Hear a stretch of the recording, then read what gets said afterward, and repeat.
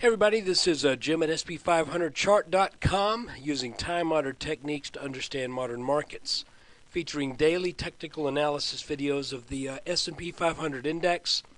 And I need to remind you that the website and this video are for educational purposes only.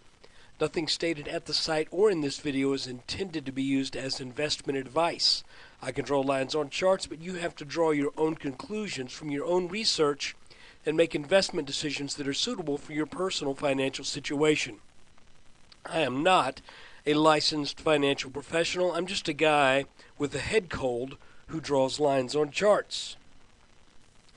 And since I have this cold, thankfully not much happened today, so I don't really have to go into a whole bunch of long drawn-out detail.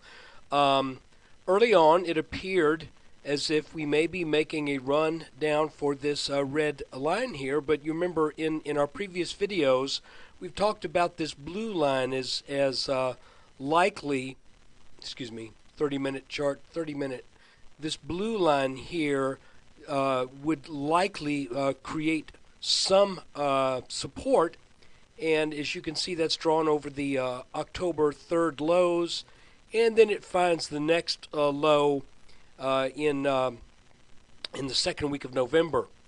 So what happens is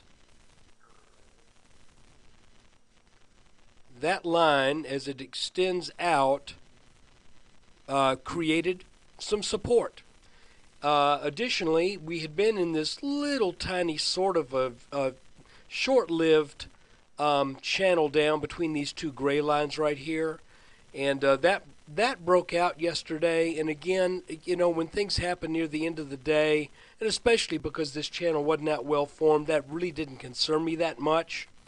But as it turns out, that did set up some upward movement once we got down and found support. Now what's interesting is that the market started up pretty strongly off that support, then started to kind of fly out in a rising channel.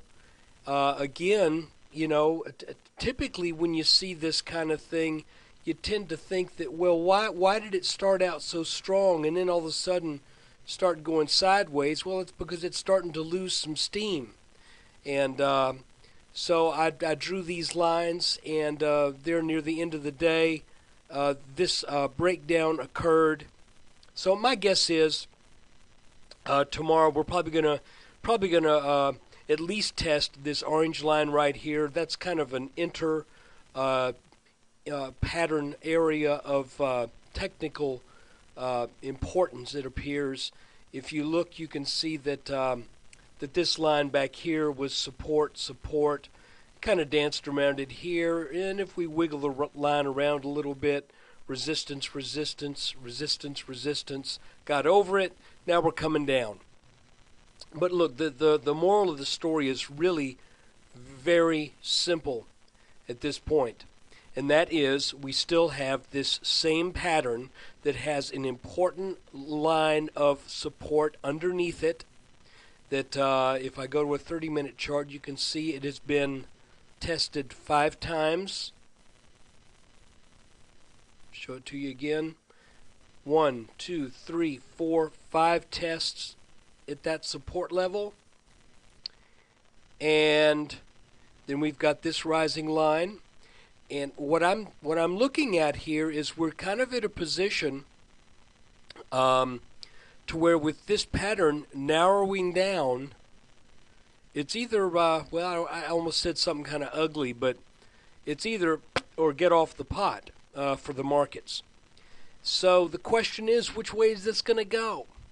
And all I can tell you is that this line represents what should be pretty strong resistance as the neckline of the head and shoulders pattern that served as our at least intermediate top. My feeling is typically when you get this pattern, you don't get up over this line. And when you do reach it, you tend to sell back down. But we'll have to see, because the height of this pattern only said that the markets should go down to about 1150, and they've already made that target. So that's a little ambiguity. If we had not made that target, guys, I would be screaming. I would be extremely bearish right now. If that target had not been met, I'd be going, that target's going to get hit. But because the target's been hit, I can't say that. So all I can say is we've got to watch these red lines.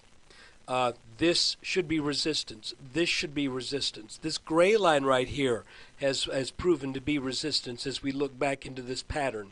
And again, that's kind of a line that lines up inside of the pattern on these intermediate peaks in much the same way this orange line kind of does down here.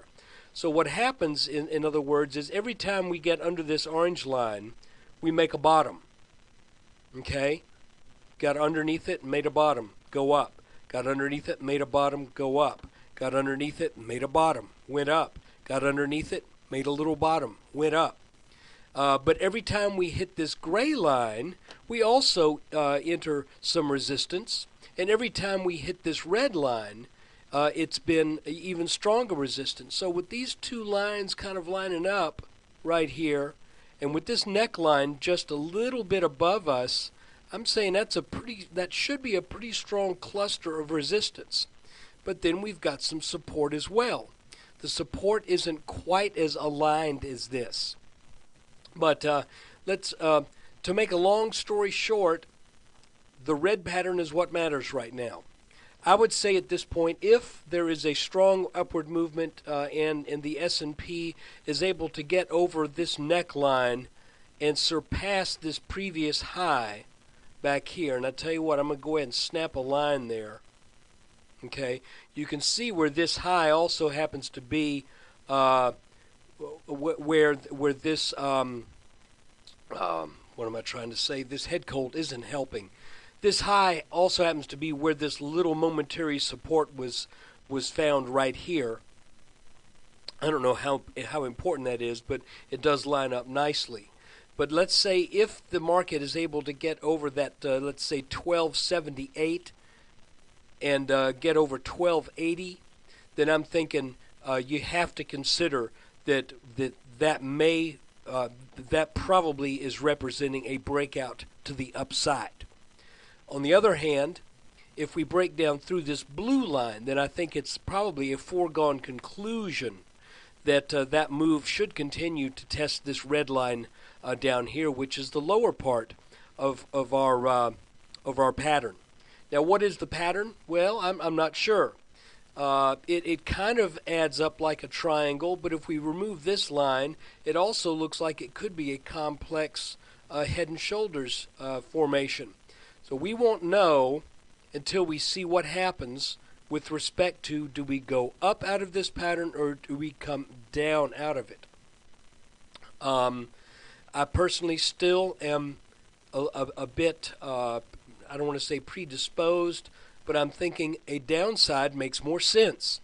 And I think in the long run, even though the downside would probably look ugly for a little while, in the long run, it could actually be better for the markets because there's a large unabated move off of that 1080. If we were to go from 1080, let's say up to 1320 or something like that, or 1350 again, then I'm thinking that's gonna be an awful lot of potential pent-up selling pressure. So all I can say for sure is, by the time we get into 2012, we will no longer be in this pattern because we cannot be. In 2012, we'll be beyond the apex. So something's got to happen here soon. Hopefully, we get a little heads up as to which way it's going to go. Again, I think if we were to break down through this blue line, I think that would be a first indication that likely we are going to head down and test this red line. And my guess is this red line would probably break at that point. But, hey, the way this volatility's been going, frankly, your guess right now is as good as mine. All I'm doing is drawing these lines, showing you where the support and resistance lies with trend line and pattern analysis. And I hope this is helpful to you. I wish I could give you a little bit more definite information today, but there simply isn't anything more definite than what we've already known for the past couple of weeks or so. I don't see any signs of a real top here, and so we're just kind of, again, in no man's land near the top of this pattern. So let's keep an eye on it. We'll do another video tomorrow, and maybe something will present itself a little bit more clearly by then. I want to thank you again for watching the video. If you are not a frequenter of SP500chart.com, please pay us a visit, take a look around, and if you are watching this video on November 15th, thank you for subscribing. If you're watching it and it's after the close on November 16th, all I want to say is maybe think about it. It's cheap, $19.95 a month, $189.95 a year. All subscriptions start with a $4.95 2-week trial. Thanks a lot.